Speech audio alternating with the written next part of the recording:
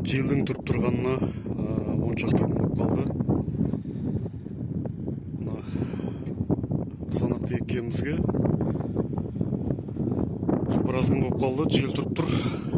Яқтың бәрі кабіненің бәрін қосып жатыр. Құдай қаласа бұл жаққа көрсе егіледі. Енді мұның астындағы көшеттердің жағдайын байқайық. Бісміллә. Мінекей көшеттер осылай тұр. Кішкене стрессте.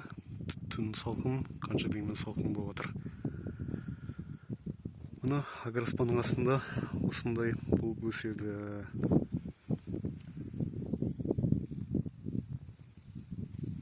Ортадан магистрал жібергенбіз. Енді қазір накопительнийлерді қоспаған болатынбыз. Қазір бәрін қайттан қосып шығып жатырмын. Қазір суғарамыз, құдай қаласа.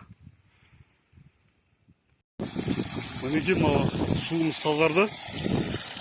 Тап-таза болып ағып тұр. Мына шлангы 32-лік. Құдай қаласа енді мынандай фильтрді қойып суғаратын боламыз. Мына сечный фильтр алғаныма 10 жылдан асып кетті деймін. Қойып қазір суғарамыз.